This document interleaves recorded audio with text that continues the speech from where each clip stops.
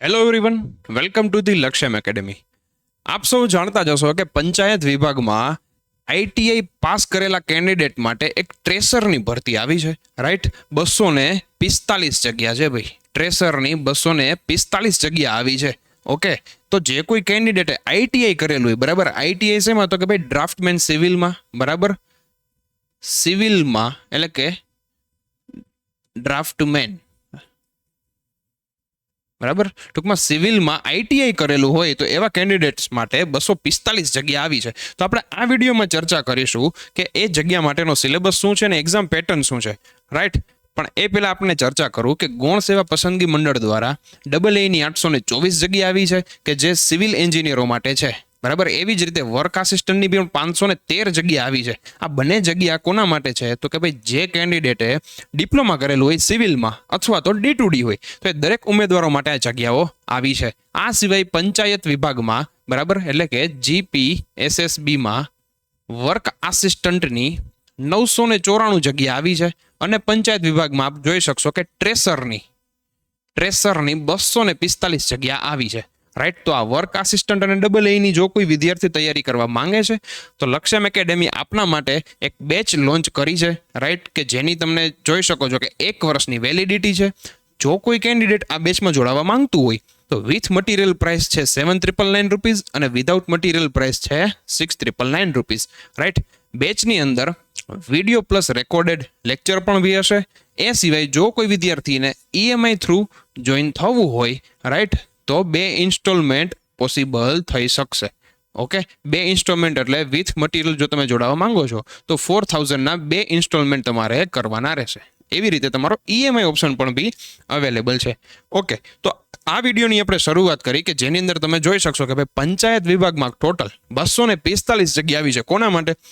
ટ્રેસરની, બરાબર. ટ્રેસરની, રાઈટ. તો આ ટ્રેસરની જે કંઈ જગ્યા આવી છે, જે કોઈ કેન્ડિડેટે આઈટીઆઈ કરેલું છે, બરાબર, આઈટીઆઈ કરેલું છે શેમાં? તો કે ભાઈ સિવિલ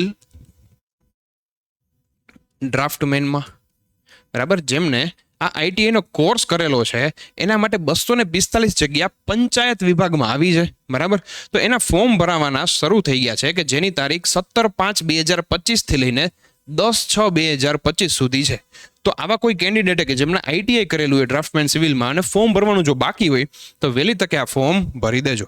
ઓકે, તો આપણે આગળ ચર્ચા કરી કે આ એક્ઝામ કઈ રીતે લેવાશે, બરાબર. તો તમે જોઈ શકો છો કે ટોટલ 200 માર્કનું પેપર રહેશે, બરાબર. આ તમારું પેપર 200 માર્કનું રહેશે કે જેમાં 3 કલાકનો ડ્યુરેશન છે. પેપર 3 કલાકનું છે, 200 માર્કનું. અને કઈ રીતે લેવાશે તો તમે જાણતા હશો કે જનરલ અવેરનેસ એન્ડ જીકે, બરાબર, એટલે કે જનરલ નોલેજનો પોર્શન 35 માર્કનો છે, બરાબર. અને એક્ઝામ જે કંઈ લેવાશે એ લેંગ્વેજ કઈ રહેશે? તો કે ભાઈ આ જીકેનો પોર્શન ગુજરાતીમાં લેવાશે. એવી જ રીતે ગુજરાતી ગ્રામર કીધું છે તો કે ભાઈ ગુજરાતી ગ્રામર છે એ 20 માર્કનું છે, બરાબર. એવી જ રીતે English language and English grammar એ બી 20 માર્કનું છે. અને મેથ્સ અને રિઝનિંગનો પોર્શન 25 માર્કનો અહીંયા કીધેલો છે, બરાબર. અને જે કોઈ આઈટીઆઈને લગતી જે કાંઈ આ જગ્યાઓ આવી છે એટલે કે જે ટેકનિકલ પોર્શન લેવાશે એ ટેકનિકલ પોર્શન 100 માર્કનો છે, બરાબર. ટેકનિકલ પોર્શન 100 માર્કનો છે અને એ બધું ગુજરાતીમાં આવશે, બરાબર. અહીંયા તમે જોઈ શકો છો કે English language and English grammar એ જ એક ઇંગ્લિશમાં છે. એ સિવાય આખું પેપર ગુજરાતીમાં હશે, બરાબર. એવું અહીંયા લખેલું છે, રાઈટ. તો તમારું આખું ટોટલ 200 માર્કનું કુલ પેપર છે, બરાબર, જે 3 કલાકનું રહેશે, રાઈટ. આગળ જોવા જઈએ તો તમારું જે જીકેનો પોર્શન છે એમાં નોટિફિકેશનમાં કંઈક આવી વિગતો આપેલી છે, બરાબર, કે જેની અંદર જનરલ મેન્ટલ એબિલિટી છે, બરાબર, જનરલ ઇન્ટેલિજન્સ છે, history of India and Gujarat પણ બી આપેલું છે, cultural heritage of India and Gujarat છે, જીઓગ્રાફી છે, સ્પોર્ટ્સ છે, ઇન્ડિયન પોલિટી છે, બરાબર, ઇકોનોમી છે, બરાબર. એવી રીતે અલગ અલગ તમે જોઈ શકો છો કે કંઈક તમને સિલેબસ આપેલો છે.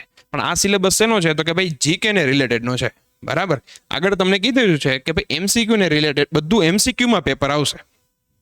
જે કંઈ આખું પેપર છે એ એમસીક્યુમાં આવવાનું છે, રાઈટ.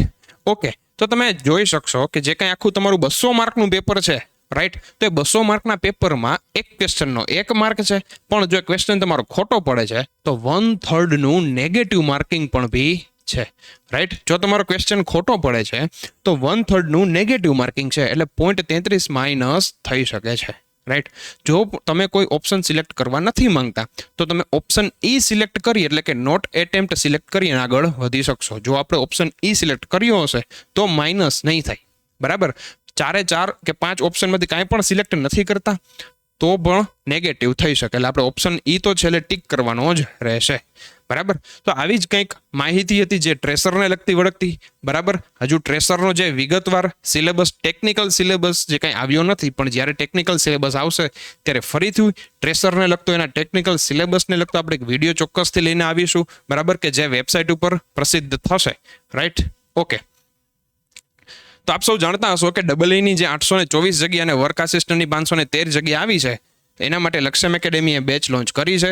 આ બેચને રિલેટેડ તમને માહિતી આપેલી જ છે. જો કંઈ બી તમને ક્વેરી હોય બેચને રિલેટેડ, ટ્રેસરની, બરાબર, એક્ઝામને રિલેટેડ, બરાબર, તો તમે લક્ષ્યમ એકેડેમીનો કોન્ટેક્ટ કરી શકો છો અને તમે તમારી ક્વેરી સોલ્વ કરાવી શકો છો, બરાબર. હું આશા રાખું છું કે આ વિડીયોમાં તમને કંઈક જાણવા મળ્યું હશે. આવી જ રીતે મળીશું નવા વિડીયોમાં, નવા લેક્ચરમાં. ત્યાં સુધી મને રજા આપો. જય હિન્દ, જય ભારત.